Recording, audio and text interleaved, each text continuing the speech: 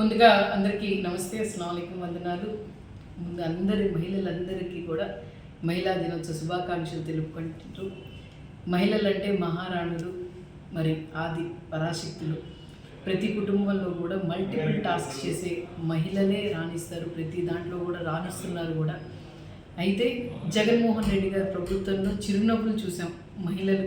ఎందుకంటే ఆసరా, చేయూత, చేదోడు, అమ్మఒడి అని చెప్పి పథకాలన్నీ తీసుకొని వాళ్ళు ఇష్టమైనట్టు వాళ్ళు కొనుక్కొని చేసుకొని వృత్తిపరంగా కానీ లేకపోతే అభివృద్ధి పరంగా కానీ వాళ్ళందరికీ మరి దిశా చట్టం కూడా తీసుకొని వచ్చి జగన్మోహన్ రెడ్డి గారు వాళ్ళకి అన్నగా ఒక మామగా తోడుగా ఉన్నారు.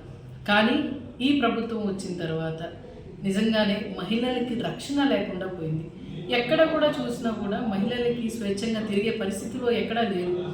ఎందుకంటే చాలా బాధాకరం, ప్రతిరోజు కూడా ఏదో ఒకటి సంఘటన చూస్తూనే ఉన్నాం.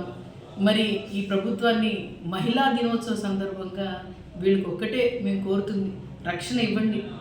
మహిళా నాయకులకి, కార్యకర్తలకి, వాళ్ళకి కాదు, ప్రజలు ఓట్లు వేసి గెలిపించారు. మరీ ముఖ్యంగా మహిళలు ఓట్లు వేసి గెలిపించారు. మహిళల్ని మోసం చేసి మీరు ప్రభుత్వం వచ్చింది.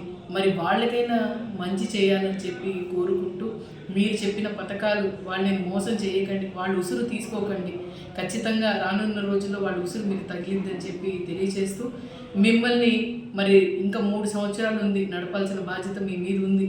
మహిళల రక్షణ కోసం లా అండ్ ఆర్డర్ని వాడాలని చెప్పి కోరుకుంటూ, మరి చెప్తున్న దిశా చట్టాన్ని మరి స్త్రీశక్తి పథకం కింద మీరు చెప్పారు కాబట్టి దాన్ని ఇంకా దానిలో లోపాలు ఎన్ని చేసుకొని వాళ్ళ కోసం, వాళ్ళ సంక్షేమం కోసం చేయాలని చెప్పి కోరుకుంటూ, వన్స్ అగైన్ మహిళలందరికీ కూడా మహిళా దినోత్సవ శుభాకాంక్షలు తెలుపుకుంటున్నారు.